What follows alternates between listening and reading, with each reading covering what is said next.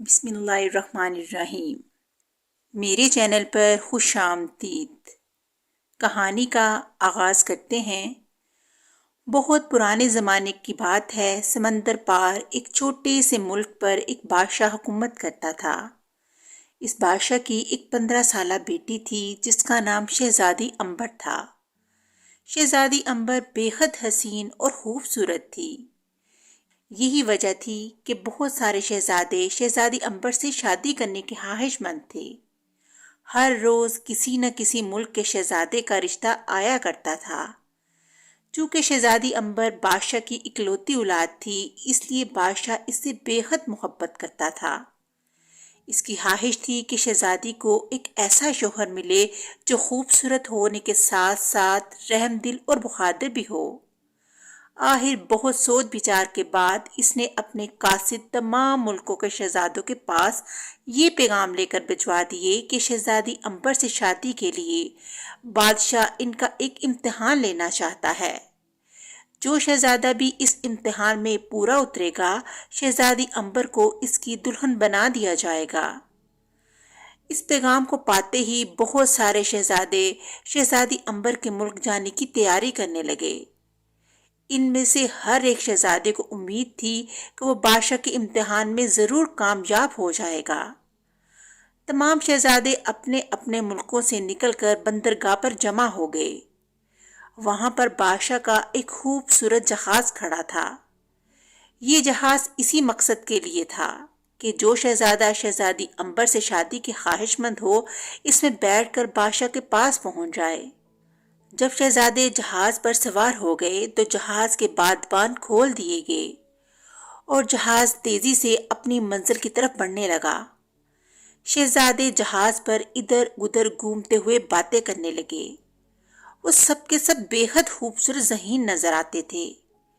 وہ باتوں کے دوران زور زور سے کہکے بھی لگا رہے تھے اور ان کے چہروں سے پتہ چلتا تھا کہ وہ بے حد مسرور ہیں۔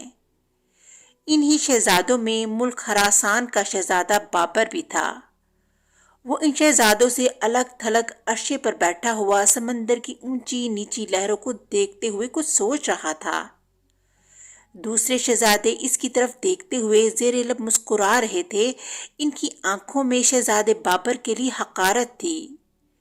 وہ اسے مغرور اور بدمزاج سمجھ رہے تھے، کیونکہ وہ ان کے ساتھ گل مل کر بیٹھنے کی بجائے احمقوں کی طرح منہ لٹکا کر ایک طرف بیٹھ گیا تھا۔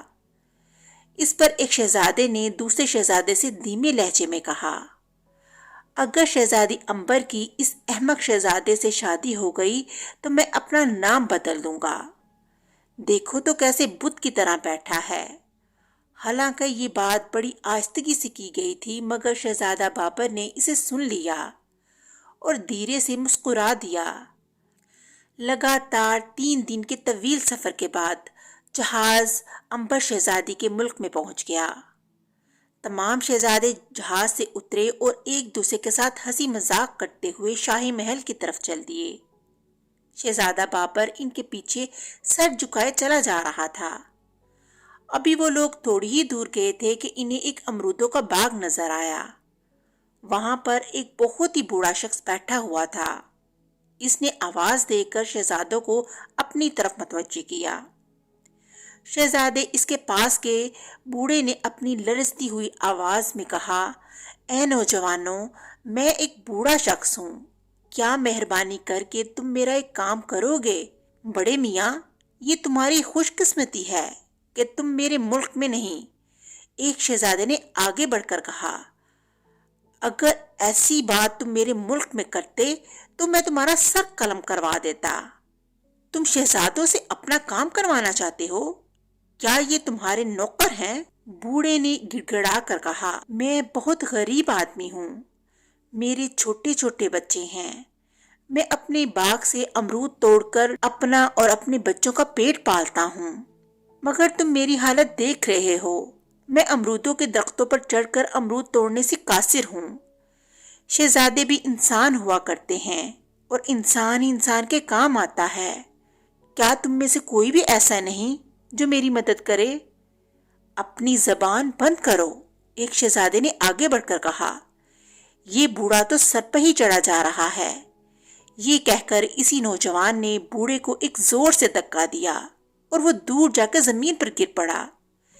تمام شہزادوں نے ایک فلک شگاف کہکا لگایا، مگر اسی وقت شہزادوں میں سے شہزادہ بابر تیزی سے آگے بڑھا اور بوڑھے کو سہارا دے کر اٹھایا۔ تمام شہزادوں کو جیسے سانپ سونگھ گیا۔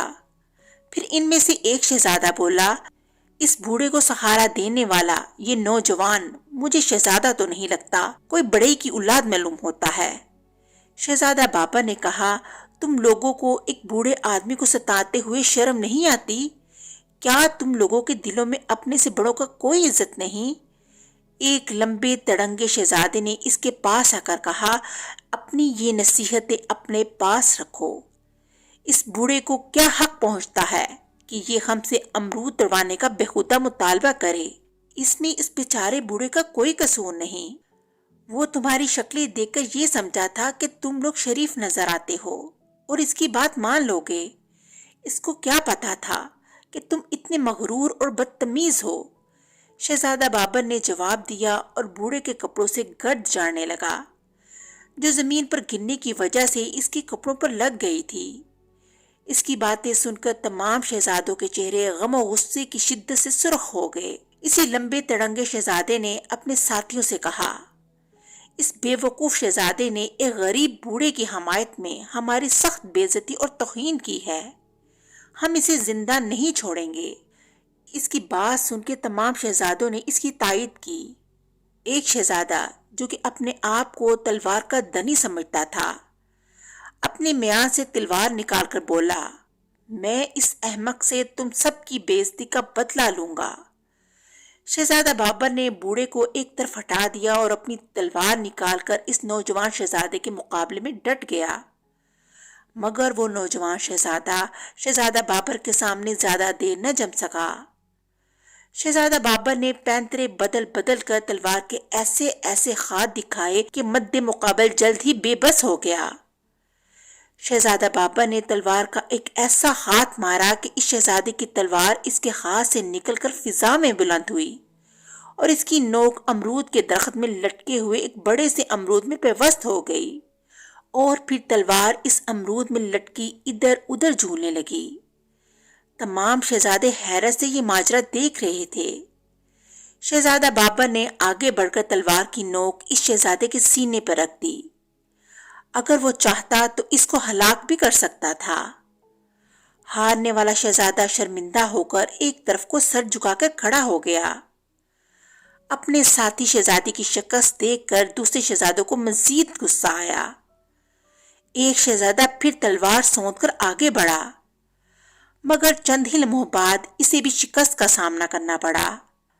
اسی طرح ایک کے بعد ایک شہزادہ بابر نے تمام شہزادوں کو شکست دے دی۔ وہ تمام کے تمام باغ کی گھاس پر بیٹھ کر ہانپنے لگے۔